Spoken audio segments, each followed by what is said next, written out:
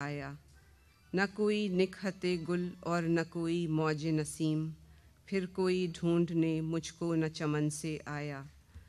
میں وہ ایک لال ہوں جو بک گیا بازاروں میں، پھر کوئی پوچھنے مجھ کو نہ یمن سے آیا۔ یاد کرتے ہوئے ایک یوسف گم گشتہ کو، کچھ دنوں روئی تو ہوگی میرے گھر کی دیوار، کچھ دنوں گاؤں کی گلیوں میں اداسی ہوگی، کچھ دنوں کھل نہ سکے ہوں گے میرے ہار سنگھار، کچھ دنوں کے لیے سنسان سا لگتا ہوگا،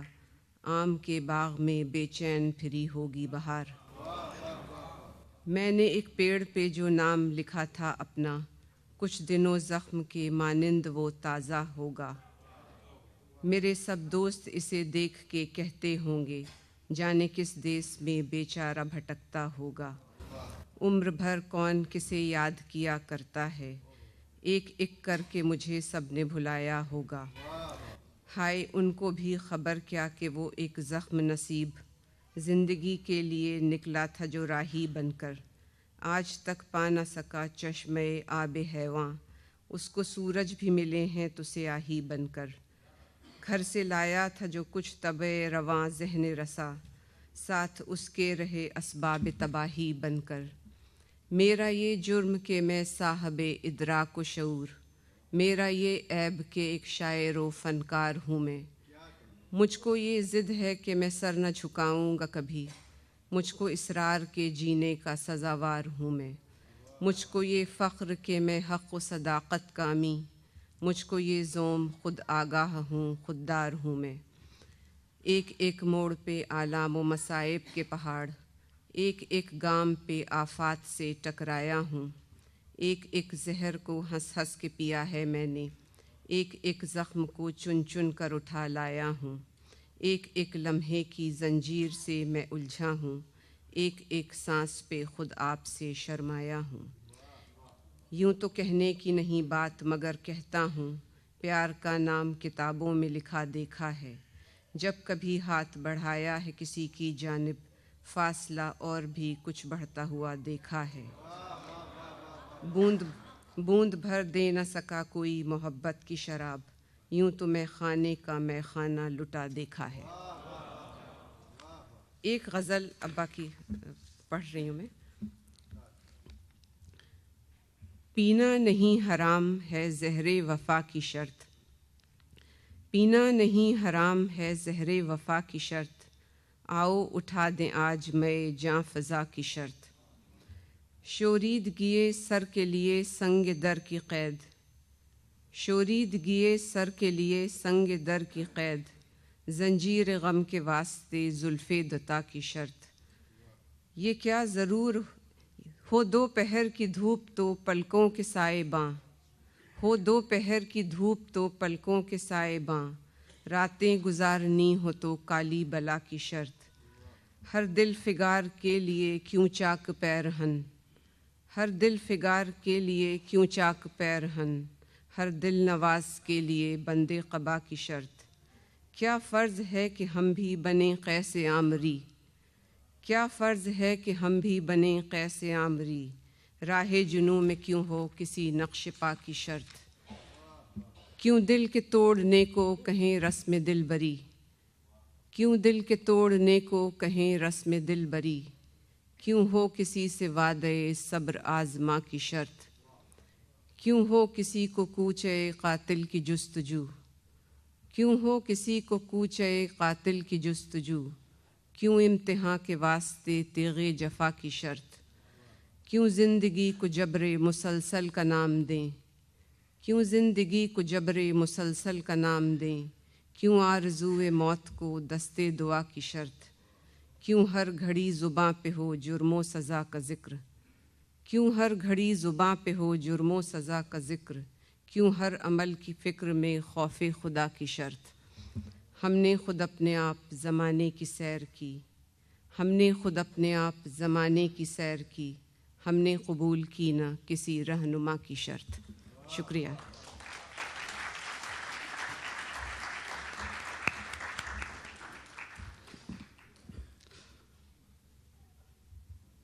ہم شکر گزار ہیں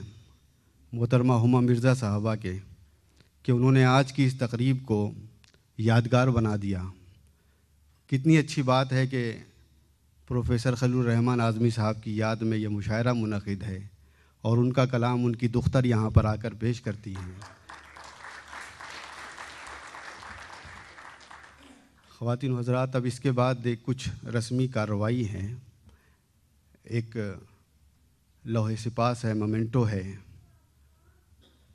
اور ایک میگزین اور ایک کتاب کا اجرا ہے۔ میں درخواست کر رہا ہوں شکیل صاحب سے کہ آپ بھی اسٹیج پہ تشریف لائیں۔ محترم ڈاکٹر سلمان صاحب، ہما مرزا صاحبہ، آپ بھی تشریف لائیں۔ یہاں پر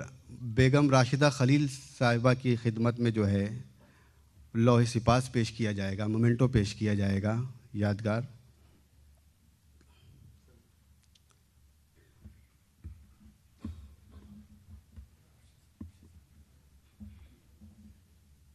جناب ارشد صاحب جو ہندوستان سے تشریف لائے ہیں، میں ان سے بھی گزارش کر رہا ہوں کہ وہ تشریف لائیں۔ قطر سے خالدات خان صاحب، آپ بھی تشریف لائیں۔ صدر محترم کے ہاتھوں یہ سپاس نامہ پیش کیا جائے گا، لوح سپاس۔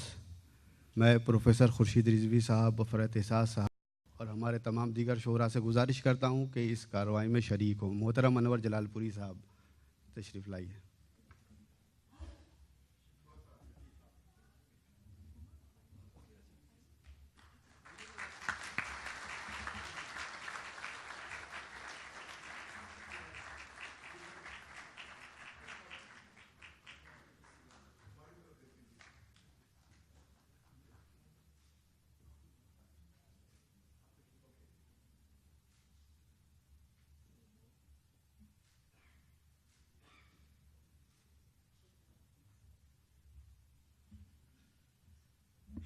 کتاب خلیل الرحمن اعظمی ایک بازیافت، جس کی ترتیب و تدوین کا کام آصف اعظمی صاحب نے دہلی سے کیا ہے، اس کا اجرا بھی ابھی عمل میں آئے گا۔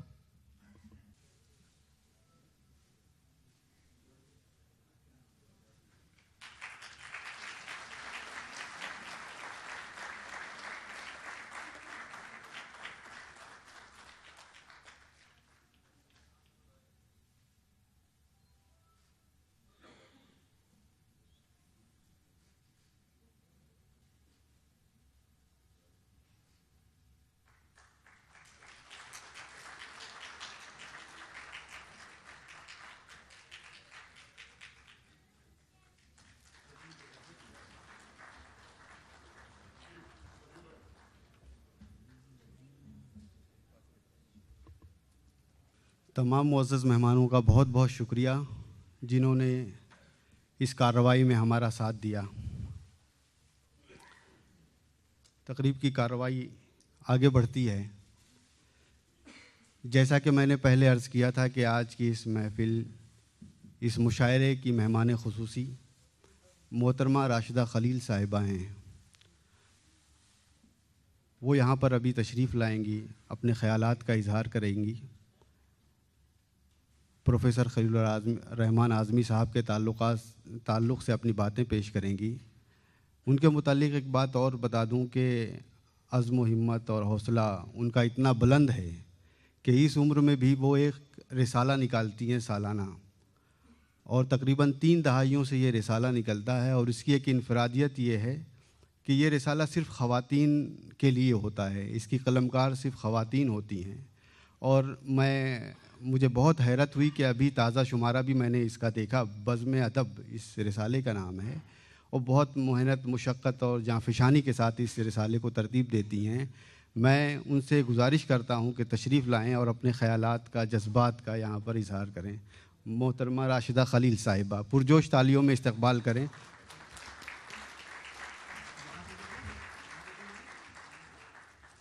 السلام علیکم۔ جی، شکیل صاحب کا بہت بہت شکریہ کہ اتنا بڑا فنکشن خلیل صاحب کی یاد میں کیا، اور ہم تو سوچ بھی نہیں سکتے تھے کہ ہم یہاں پر شریک بھی ہو سکیں گے، لیکن اللہ کا شکر ہے کہ یہاں موجود ہیں، بچے بھی ہیں، اور شکیل صاحب جو کام کر رہے ہیں اس کام کا تو خیر کوئی مقابلہ ہی نہیں ہے، اور اردو کے لیے جتنی جد و جہد کر رہے ہیں بہت خوشی ہوتی کہ اس کی مطلب آبیاری جو ہے بہت ہی اچھے لوگوں کے ہاتھوں میں ہے۔ انشاءاللہ امید ہے کہ بہت اور ترقی کرے گی ہماری یہ زبان۔ اور خلیل صاحب کو بھی اردو سے اتنی زیادہ محبت تھی کہ اپنے گھر کا نام ہی اردو باغ رکھا ہے۔ جی اردو باغ میرے گھر کا ہی نام ہے۔ جی اور ان کے بعد پھر یہ ہوا کہ میں نے سوچا کہ ان کی یاد میں کچھ تو ایسا کام ہونا چاہیے، تو پھر میں نے میگزین کا ارادہ کیا۔ جی اور اللہ کا شکر ہے کہ میگزین نکلتا ہے، اور اس خواتین کی زیادہ تر آرٹیکل سارے ہوتے ہیں، اور اردو کے لیے ہر مطلب وہ بھی کرتی ہوں۔ ایک بھی نشست 40-45 عورتوں کی کرتی ہوں، جس میں کہ صرف اردو کے ہی شعر و شاعری اور مقالات افسانے سب پڑھے جاتے ہیں۔ ہر مہینے خواتین لکھتی ہیں اور بہت پابندی سے شرکت کر کے اس میں سناتی بھی ہیں، تاکہ اردو کی فروغ ہو اور اس میں نئی نسل کو دلچسپی پیدا ہو۔ تو یہ کام بھی ہر مہینے پابندی سے ہوتا ہے۔ وہ ہماری بزم کا نام بھی بزم ادبی ہے، اسی لیے اسی میں سے نکلنے والا رسالہ جو ہے اس کا نام بھی بزم ادبی رکھا گیا ہے۔ آپ لوگوں کا جو کام ہے اور آپ لوگوں کی جو مطلب جد و جہد اس کے مقابلے میں تو کچھ نہیں، کوشش ضرور کرتی ہوں کہ نام جو ہے مطلب خلیل صاحب کی روح خوش ہوتی ہوگی کہ اردو کے لیے ہمارے اردو باغ سے کچھ کام ہو رہا ہے۔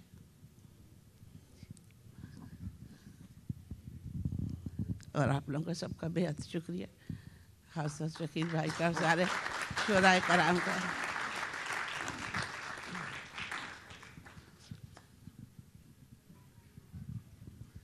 اس لیے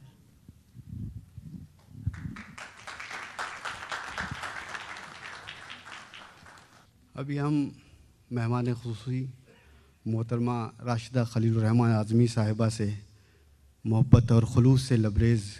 گفتگو سماعت کر رہے تھے۔ ان کے خیالات، جذبات اور نیک خواہشات سب ہمارے لیے بہت اہم ہیں۔ ہم ان کے شکر گزار ہیں ایک بار پھر کہ وہ یہاں تشریف لائیں اور آج کی اس تقریب کو یادگار بنایا انہوں نے۔ حاضرین محفل، اب ہم صدر مشاعرہ کا خطاب سننے والے ہیں۔ علم و حکمت کا بحر بیکراں، شعر و ادب کا وسیع آسمان، ایک بڑی پروقار عالی مرتبت ذی علم شخصیت، اردو شعر و ادب کا ایک ایسا روشن استعارہ جس کی موجودگی سے آج کے مشاعرے کے وقار اور معیار کو آسمان بنا رہی ہے، جس کی موجودگی جنہیں سننے کے بعد آپ بے ساختہ پکار اٹھیں گے کہ سوچ افلاک صفت، چہرہ کتابوں جیسا، گفتگو روشنی انداز ہے خوابوں جیسا، ان سے ملیے کہ یہی لوگ ہیں سرمایہ وقت، ان سے ملنا بھی ہے ایک کام ثوابوں جیسا۔ میں درخواست کر رہا ہوں بڑے ادب احترام سے پروفیسر شمیم حنفی صاحب سے کہ تشریف لائیں اور اپنے خطاب سے نوازیں۔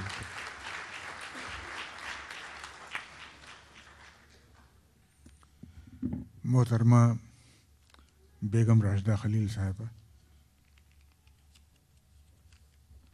محترم دوستوں اور عزیزوں، شکیل صاحب جو کارنامہ واقعی آپ کی مجلس انجام دے رہی ہے، اسے دیکھ کر بڑی ڈھارس بنتی۔ اردو کے بارے میں میرے استاد اور پروفیسر عالم مسرور نے ایک نظم کہی تھی جب اردو گھر کی بنیاد رکھی جا رہی تھی۔ اس کا ایک مصرع تھا کہ کس قدر پیاری زباں اور کتنی دکھیاری زباں، کیسے کیسے دکھ اردو کی جان کو لگے ہوئے ہیں، لیکن آپ یہ دیکھیے کہ اس نے دنیا ایک ہے، زمین ایک ہے، تقسیم کی دیواریں تو ہم نے کھڑی کی ہیں اور بٹ گئے ہیں، لیکن اردو ہی ہے جو لوگوں کو ملاتی بھی ہے۔ اور خوشی کی بات یہ ہے کہ یہاں بہت سے احباب سے روشناس رہے ہیں۔ پہلے 3 سال پہلے یہاں آنا ہوا تھا، اور پھر شکیل صاحب کی عنایت سے اور محبت سے یہ موقع مجھے دوبارہ نصیب ہوا۔ اور یہاں ایک دیرینہ دوست پچھلی بار بھی ملے تھے، پروفیسر خورشید رضوی صاحب، بہت ذی علم اور پوری دنیا میں آپ کی اسکالرشپ کا اعتراف کیا جاتا ہے، بہت اچھے شاعر، وہ بھی یہاں موجود ہیں۔ مجھے بہت خوشی ہوئی آج یہ دیکھ کر کے کہ ہما نے خلیل صاحب کے اشعار کس طریقے سے سنائے۔ خلیل صاحب کے انتقال کے وقت ہما کی عمر شاید 4 سال یا 5 سال رہی ہوگی، اور خلیل صاحب اپنے خالص اعظم گڑھ کے لہجے میں، بلکہ کہنا چاہیے پربیہ لہجے میں، ہما کو جب پکارتے تھے، آواز دیتے تھے، یہ چلنا سیکھ لیا تھا انہوں نے اس وقت، تو ایک عجب مسرت ہوتی تھی۔ مجھے یاد ہے کہ بھابھی صاحبہ بھی جب کبھی تشریف لاتی تھی ہمارے یہاں بھی، تو ہما ان کی گود میں ہوتی تھی، اور ظاہر ہے کہ جو باغ خلیل صاحب نے لگایا تھا وہ اس گھر کی تعمیر کرتے رہے جس کا نام انہوں نے اردو باغ رکھا، لیکن ان کی صحت کا زوال وہیں سے شروع ہو گیا تھا۔ ایک بہت ہی کہنا چاہیے مثبت انداز میں زندگی کے بارے میں سوچنے والا شخص۔ میرے لیے ان کی حیثیت ایک، میں یہ تو جسارت نہیں کروں گا کہ ان کو اپنا دوست کہوں، گرچن کہ وہ مجھے دوست ہی کہتے تھے، اور میں ان کا احترام بڑے، جیسے میرے اپنے بڑے بھائی کا کوئی کرتا ہے تو اس طرح احترام کرتا تھا، محبت ان سے بہت تھی۔ علی گڑھ میں پہلا دن جو میں نے گزارا تو خلیل صاحب کے گھر پہ گزارا، جب علی گڑھ سے میرا رشتہ قائم ہوا 1966 میں سب سے پہلے وہاں گیا تھا خلیل صاحب کے یہاں، اور اس کے بعد جب وہاں ملازمت کی سبیل نکلی اور 1969 میں پہنچا، تب بھی ظاہر ہے کہ سب سے زیادہ وقت میرا خلیل صاحب کے ساتھ گزرا۔ خلیل صاحب کا معاملہ یہ ہے کہ وہ ایک، ان کے بارے میں بہت سی باتیں ہیں آج میں عرض کروں تو طالب علموں کو، خاص طور پر نوجوانوں کو ناقابل یقین سے لگیں گی، لیکن یہ کہ وہ ایک بہت ہی یادگار قسم کی شخصیت تھی ان کی۔ ایک شعر انہوں نے کہا تھا اپنی غزل میں، تیری صدا کا ہے صدیوں سے انتظار مجھے، میرے لہو کے سمندر ذرا پکار مجھے۔ اس میں ایک شعر تھا کہ میں اپنے گھر کو بلندی پہ چڑھ کے کیا دیکھوں، عروج فن میری دہلیز پر اتار مجھے۔ تو میں اپنے گھر کو بلندی پہ چڑھ کے کیا دیکھوں، عروج فن میری دہلیز پر اتار مجھے، یہ خلیل صاحب کا زندگی بھر وظیفہ حیات یہی رہا کہ وہ جہاں بھی رہے انہوں نے بڑی ناموری حاصل کی، کئی نسلوں کی انہوں نے تربیت کی۔ خود میرے ذہن کو بنانے میں خلیل صاحب کا بہت نمایاں رول رہا ہے، اس حد تک کہ میں اس زمانے میں لائبریری خلیل صاحب کی بڑی یادگار لائبریری ہے وہ، اور کہنا چاہیے کہ اس سے استفادہ زیادہ زیادہ لوگوں کو کرنا چاہیے۔ میں نے وہیں رہ کر کے ایک اپنا جو چھوٹا موٹا جو کام ہو سکتا تھا میں اس زمانے میں ڈیلیٹ بھی کر رہا تھا ملازمت کے ساتھ ساتھ۔ خلیل صاحب نے لائبریری کے کمرے میں ایک میرے لیے بستر لگوا دیا تھا، اور میرا کام یہ تھا کہ میں صبح سے شام تک، مجھے کھانے کے لیے بھی نہ جانا پڑے، وہ کہتے تھے بھائی کھانا، تو ظاہر ہے کہ بھابھی صاحبہ کو زحمت اٹھانی پڑتی تھی، میں تقریباً پورا دن وہیں گزارتا تھا، اور یہ سلسلہ مہینوں جاری رہا۔ اور ظاہر ہے کہ خلیل صاحب اس زمانے میں نے جو کچھ بھی لکھا تو ظاہر ہے کہ خلیل صاحب سے میں مشورہ کرتا تھا، ان سے فائدہ اٹھاتا تھا ہمیشہ۔ اور خلیل صاحب جس طرح مدد کرتے تھے طالب علموں کی، ایسا غیر معمولی حافظہ ان کا، کتابیں تو بہت سے لوگ پڑھتے ہیں اور سبھی پڑھتے ہیں، لیکن رسائل سے باخبری کے بغیر کسی استاد کا تجربہ مکمل نہیں ہو سکتا کبھی، اس لیے کہ اپنے زمانے میں جو سمت اور رفتار ادب اختیار کرتا ہے، زبان اختیار کرتی ہے، اس کا اندازہ آپ کو زیادہ اندازہ اس کا رسائل سے ہوتا ہے۔ خلیل صاحب پاس ہندوستان پاکستان سے نکلنے والے سارے رسالے آتے تھے، حد تو یہ ہے کہ ہماری زبان وہ اخبار بھی جو دلی انجمن ترقی اردو سے چھپتا ہے اس کی بھی وہ ہر سال جلدیں منگواتے تھے، اور ظاہر ہے کہ وہ فائل اس طریقے سے محفوظ کرتے تھے۔ ان کی خط و کتابت ہندوستان اور پاکستان کے ہر ممتاز بڑے ادیب سے تھی، اور ظاہر ہے کہ ایک بہت ہی کہنا چاہیے کہ نادر ذخیرہ ان کے پاس خطوط کا ہے، بلکہ ریختہ جس کی کمان فرحت احساس نے سنبھال رکھی ہے، اور میری خواہش یہ ہے کہ کاش وہ سارے خط بھی خلیل صاحب کو محفوظ کر لیے خط محفوظ کر لیے جائیں، یہ بہت بڑا کام ہے۔ اور خلیل صاحب کی ذات گرامی تو کہنا چاہیے ایک چلتی پھرتی انسائکلوپیڈیا تھی، یعنی یہ سمجھیے کہ ان کا حافظہ نہ صرف یہ کہ اچھا تھا،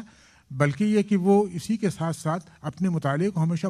وسیع کرنے کی کوشش کرتے رہتے تھے، اور جہاں کہیں بھی کوئی اچھی کتاب، کوئی اچھا رسالہ، کہیں کوئی چیز مل جائے تو یہ کیفیت تھی کہ صبح صبح شعبے میں خلیل صاحب اس کا ذکر ضرور کرتے تھے۔ یعنی ظاہر ہے کہ میں نے بہت سی باتیں، تو ہم نے بہت وقت ساتھ گزارا، شام کو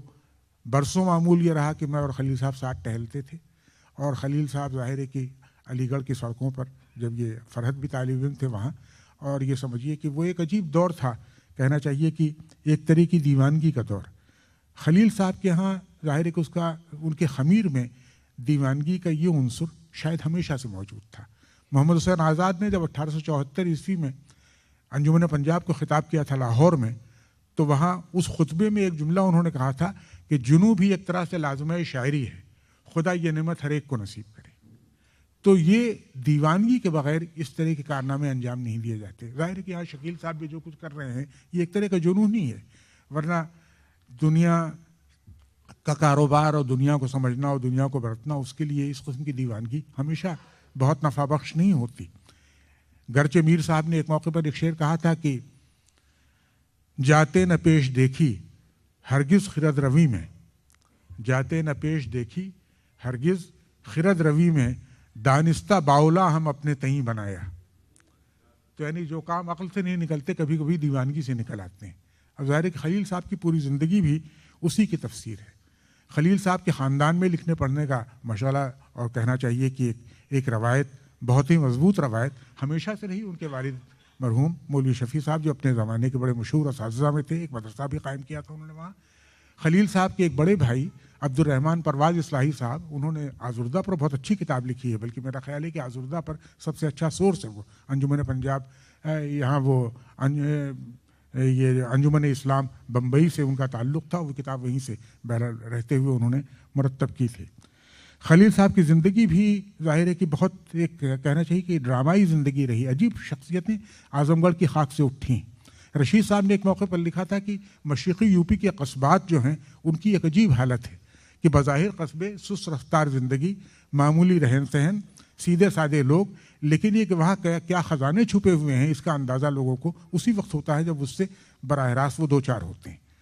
علامہ اقبال سہیل، علامہ شبلی نعمانی، ان سب کی زندگی ڈراموں سے بھری ہوئی ہے۔ ظاہر ہے کہ اس کی سب یہاں اہل علم بیٹھے ہوئے ہیں، سب ان تفصیلات سے واقف ہوں گے۔ خلیل صاحب کے ساتھ بھی ایک عجیب و غریب واقعہ ہوا تھا۔ 1947 میں ملک کی تقسیم کے بعد اول تو گھر سے نکلنا، جس کا ذکر انہوں نے اپنے کئی نظموں میں کیا ہے، میں گوتم نہیں ہوں، آپ بیتی، جو اس طرح کے نظموں میں انہوں نے پوری شاعری ہی ایک طرح کی آپ بیتی ہے۔ لیکن یہ کہ خلیل صاحب کے ساتھ تو یہ واقعہ پیش آیا کہ 1947 میں ملک کی تقسیم کے بعد اس زمانے میں وہ دلی آئے ہوئے تھے، جامعہ میں کوئی کام تھا، وہ تھے اور باقر مہدی ساتھ ساتھ ان کے دوست اور اسی زمانے کے ساتھی، اور دونوں جا رہے تھے۔ راستے میں بلوائیوں نے ٹرین پر حملہ کیا اور دونوں کو اتنا زخمی کیا کہ تقریباً بے جان سمجھ کر کے ان لوگوں کو گاڑی سے نیچے پھینک دیا تھا، اور یہ لوگ وہاں کہنا چاہیے کہ ریل کی پٹریوں کے پاس یہ لوگ پڑے ہوئے تھے۔ گاندھی جی بھی اس وقت ان لوگوں کو دیکھنے کے لیے جب یہ وہاں سے اٹھائے گئے یہ لوگ اور لے جائے گئے پرانے قلعے میں، تو گاندھی جن لوگوں نے ان کی کہنا چاہیے کہ عیادت کے لیے جو لوگ گئے تھے ان میں مہاتما گاندھی بھی شامل تھے۔ تو خلیل صاحب کے یہاں کی زندگی میں ایک عجیب و غریب کہنا چاہیے کہ ملال کی ایک کیفیت، ایک اداسی کی ایک کیفیت جو بہت ضروری ہوتی ہے ایسے لوگوں کے لیے، شاید یہ ان کے لیے آکسیجن کی حصولیابی کا ایک ذریعہ یہ بھی ہوتا ہے، ان کی اداسی بھی ہوتی۔ تو یہ کہنا چاہیے کہ عجیب و غریب وہ تھا تعلق خلیل صاحب کا۔ ان کے دوستوں میں، معاصرین میں نے دیکھا ہے ان کے پاس خطوط کا ذخیرہ، جو جس میں ناصر کاظمی، ابن انشا، سلیم احمد اور باقر مہدی تو خیر ان کے ساتھی ہی تھے وہاں پر۔ اور یہ سمجھیے کہ ناصر کاظمی کا جب انتقال ہوا تو علی گڑھ میں ایک تقریب ہوئی تھی، میرے خیال میں یاد ہوگا، فرحت تھے طالب علم زمانے میں، تو وہاں ہم لوگوں نے ناصر کاظمی کے زمین میں اشعار کہے تھے۔ ہم جن لوگوں سے مراد یہ ہے کہ جو معروف شعراء تھے وہاں خلیل صاحب تھے اور وحید اختر تھے اور شہریار تھے، یہ لوگ تو تھے ہی، لیکن یہ کہ طالب علموں نے یا ایسے لوگوں نے جو بہرحال کبھی کبھار منہ کا مزہ بدلنے کے لیے شعر کہنا چاہیے کہہ لیتے، تو اس میں خلیل صاحب نے ایک غزل پڑھی تھی اور اس کا مقطع یہ تھا کہ ناصر کو رو رہا ہوں کہ تھا میرا ہم سخن، ناصر کو رو رہا ہوں کہ تھا میرا ہم سخن، گو اس سے ہو سکا نہ کبھی روشناس بھی۔ تو یہ ایک عجیب درد تھا جو ایک درد کی ایک زنجیر میں سارے کہنا چاہیے کہ حلقے پروئے ہوئے تھے ہندوستان اور پاکستان کے لکھنے والوں کے، کسی تقسیم کو، کسی دیوار کو تسلیم نہ کرنے کی عادت۔ اور خلیل صاحب کی تو طالب علمانہ زندگی بھی کہنا چاہیے کہ اس طرح کی حیرتوں سے بھری ہوئی ہے۔ کم لوگوں کو یقین آئے گا کہ خلیل صاحب جب BA کے طالب علم تھے اس وقت انہوں نے مقدمہ کلام آتش، اپنا لمبا مقالہ جو کتابی شکل میں شائع ہوا، اس وقت لکھا تھا BA کے طالب علم کی حیثیت سے، اور نیاز فتح پوری نے نگار کا ایک پورا نمبر اس پر مشتمل ہے وہ شائع کیا تھا اس وقت۔ اس کے ساتھ ساتھ وہ ظاہر ہے کہ شعر بھی کہتے رہے اور ان کو ہمیشہ اپنے استاد، خاص طور پر کئی اساتذہ تھے لیکن پروفیسر رشید احمد صدیقی سے بڑی عقیدت تھی ان کو۔ رشید صاحب جونپور کے رہنے والے تھے، آپ کے ہم وطن، اور رشید صاحب کے یہاں کئی بار خلیل صاحب، پہلی بار بھی جب میں گیا تو خلیل صاحب مجھے لے کر کے گئے تھے، تو رشید صاحب ہمیشہ خلیل صاحب کو دیکھ کے بہت خوش ہوتے تھے۔ جو کتابیں ان کے پاس آتی تھیں، ظاہر ہے کہ انہوں نے عمر گزاری تھی کتابوں میں، آخر میں یہ ہوتا تھا کہ اب کیسے حفاظت سے رکھیں گے، تو وہ خلیل صاحب کو کتابیں بھجوا دیا کرتے تھے۔ کتنے رقے میں نے دیکھا خلیل صاحب کے پاس تھے جو اب بھی محفوظ ہوں گے وہاں اردو باغ میں، یعنی اس گھر میں۔ وہ لکھتے تھے رشید صاحب کہ بھائی ایک کتاب یہ آئی ہوئی ہے، اب آپ اس کو پڑھیے، میں نے دیکھ لی ہے۔ تو اس طرح کے رقے پتہ نہیں سینکڑوں کی تعداد میں خلیل صاحب کو کے پاس جاتے تھے، 2 سطر 3 سطر کا خط وہ لکھا کرتے تھے، یہ ساری چیزیں۔ اس زمانے میں نے دیکھا کہ خلیل صاحب نے اپنا پی ایچ ڈی کا کام بھی رشید صاحب کی نگرانی میں کیا۔ پی ایچ ڈی کا ان کا تھیسس چھپا ہے اردو میں ترقی پسند ادبی تحریک۔ شروع میں خلیل صاحب بھی باقاعدہ، ظاہر ہے کہ ہر نوجوان جو ہوتا ہے ترقی پسند ہوتا ہے، گویا کہ دنیا کے بارے میں، دنیا کے سروکار کے بارے میں، انسانوں کے مسائل کے بارے میں، ایک سماجی تقسیم جس طرح ہمارے یہاں ہے اس کے بارے میں، اور مختلف مسائل جو عام انسانوں کے ہوتے ہیں۔ تو خلیل صاحب نے بھی وہ اپنا تھیسس بہرحال لکھا، اس وقت باقاعدہ ترقی پسند تھے۔ ایک نظم بھی انہوں نے طویل کہی تھی جو ہما کو مل گیا ہے اس کا ایک نسخہ، اور ہو سکتا ہے وہ جلد انشاءاللہ شائع ہوگی وہ کتاب بھی، جس سے ان کے اس زمانے کے کہنا چاہیے رویوں کا پتہ چلتا ہے آئینہ خانے میں۔ اور اس کے بعد خلیل صاحب نے اس کا جو کہنا چاہیے کہ پسنوش لکھی ہے اپنے تھیسس کی، اس میں رشید صاحب کو خراج عقیدت، جبکہ رشید صاحب کے نظریات میں اور خلیل صاحب کے نظریات میں زمین آسمان کا فرق تھا، لیکن انہوں نے یہ لکھا ہے کہ میں نے اپنے استاد سے بہت کچھ سیکھا ہے، اور ظاہر ہے کہ یہ اس شعر پر انہوں نے ختم کیا ہے کہ ذرے آفتاب تابہ نیم، ذرے آفتاب تابہ نیم گرچہ خردیم نسبتیس بزرگ۔ تو یعنی رشید صاحب سے جو ان کو جس طرح فیض انہوں نے اٹھایا تھا، ان کی شخصیت میں ایک عجیب و غریب کہنا چاہیے کہ یہ ایک توازن اور تناسب ملتا ہے پرانے اور نئے کا، قدیم اور جدید کا۔ ان کو کلاسیکی ادب سے بھی اتنی ہی گہری دلچسپی تھی جتنی دلچسپی ان کو اپنے زمانے کے ادب سے ہوئی، بدلتے ہوئے رویوں سے ہوئی۔ اور ظاہر ہے کہ آپ دیکھیے کہ یہ محض اتفاق نہیں ہے، ایک سوچا سمجھا انتخاب بھی تھا ان کا، خلیل صاحب کا، کہ خلیل صاحب نے نئی غزل کا پر نہ صرف یہ کہ خود کام کیا، بلکہ اس زمانے میں انہوں نے اور ناصر کاظمی نے دونوں نے یہ کام ساتھ ساتھ شروع کیا تھا، فراق صاحب کے انتخاب کے ذریعے۔ فراق صاحب کے کلام کا انتخاب پاکستان میں کیا ناصر کاظمی نے، ہندوستان میں کیا خلیل الرحمن اعظمی نے، اور یہ ظاہر ہے کہ انتخابات ایک ساتھ چھپے، اور جو ان کے یہاں لیکن ایک خوبی کی بات جو تھی خلیل صاحب کے یہاں، کہ خلیل صاحب کے یہاں کسی طرح کی ہیرو پرستی نہیں، ہیرو ورشپ نہیں تھی۔ ایک جلسہ فراق صاحب پر ہوا تھا گورکھپور میں یونیورسٹی میں، اس زمانے میں جب وہاں کا شعبہ بہت بارونق تھا، محمود الہی صاحب وہاں پر اس کے صدر شعبہ تھے، اور احتشام صاحب شریک ہوئے تھے اس میں، میرے استاد، اور بہت سے لوگ وہاں آئے تھے، فراق صاحب خود موجود تھے وہاں پر۔ فراق صاحب نے اس زمانے میں ایک انٹرویو دیتے ہوئے اقبال کے سلسلے میں کچھ ایسی باتیں کہیں گی جو اقبال کے بہت سے مداحوں کو شاید اچھی نہ لگے، تو خلیل صاحب نے کہا کہ فراق صاحب آج یہ فیصلہ ہو جانا چاہیے کہ آپ اقبال کو پسند کرتے ہیں یا ناپسند کرتے ہیں۔ اب فراق صاحب ہکا بکا اس کے لیے وہ تیار نہیں تھے کہ وہاں بیٹھے ہوئے، کہا ارے بھائی اقبال تو بہت بڑے شاعر ہیں، اور کہا نہیں لکھ کر کے دیجیے۔ اب ہم لوگوں نے سوچا کہ خلیل صاحب تفریحاً خلیل صاحب نے کہا نہیں بھی کل کلاں کو یہ کہہ دیں گے کسی نے مجھ سے منسوخ کر دی یہ بات، میں تو ان کا اب بھی، چنانچہ واقعی ایک جملہ فراق صاحب نے کاغذ ان کو مہیا کیا گیا، انہوں نے اس پر لکھا کہ اقبال بہت بڑے شاعر ہیں، میں ان کی شاعری کا معتقد ہوں، ان سے ارادت رکھتا ہوں۔ تو خلیل صاحب کا ایک بہت دلچسپ ہے، ان میں تنتنا بھی بہت تھا، مانتے نہیں تھے آسانی سے، کسی بات کو قبول کر لینا بغیر سوچے سمجھے یہ نہیں تھا۔ پرانے شاعروں میں نہ صرف یہ کہ انہوں نے مقدمہ کلام آتش لکھا تھا، آتش کے مزاج میں اور خلیل صاحب کے مزاج میں بھی کچھ چیزیں مشترک تھیں، یعنی فاقہ مستی میں بھی خوش رہنے کا۔ وہ فاقہ مست ہوں جس راہ سے گزرتا ہوں، خلیل صاحب کا شعر ہے، فاقہ مست ہوں جس راہ سے گزرتا ہوں، سلام کرتا ہے آشوب روزگار مجھے۔